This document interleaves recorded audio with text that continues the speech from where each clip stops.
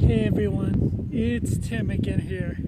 And yesterday at church, the sermon was on the Battle of Jericho, and it was titled Don't Stop on 8. Whereas, yes, I also did get something about Jericho, I got a different part of it that revealed to me. The part I got was a woman named Rahab. You know, as they come up on Jericho, Joshua, before he makes his plan, he sends multiple spies into Jericho and tells them to come back and tell them what they've learned. Does this sound familiar?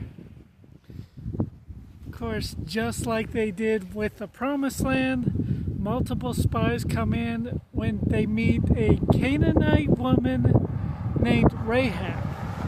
I mean, not only is she Canaanite, which is a sworn enemy of Israel, she's also a prostitute.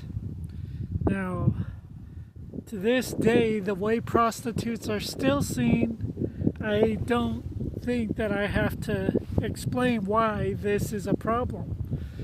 But here's the thing. Rahab has heard about the God of Israel and informs the spies that so has everybody else. The reason why the city is so fortified is because they know about Israel and they've heard about what God did to the Red Sea.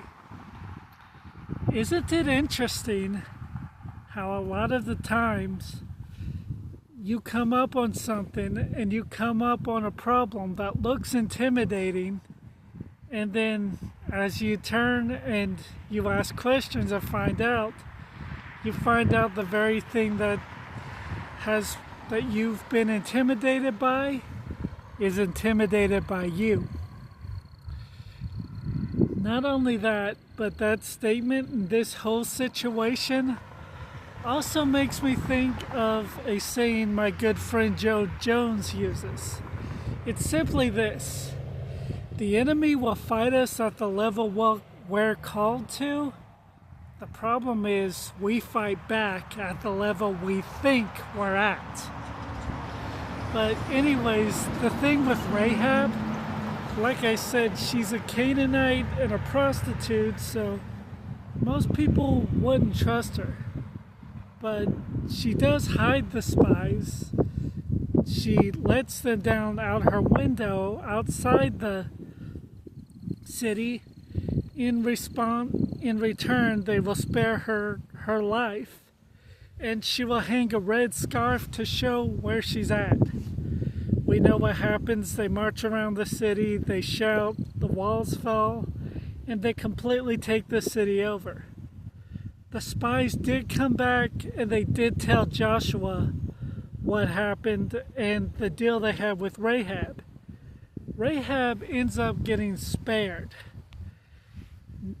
And because of that, this isn't the last time we hear of Rahab. She gets married and has a son, naming him Boaz. Now, Boaz is not only the perfect example of how a man should love a woman. If you go down the family tree, several generations, they end up becoming ancestors of Jesus Christ himself. Think of that.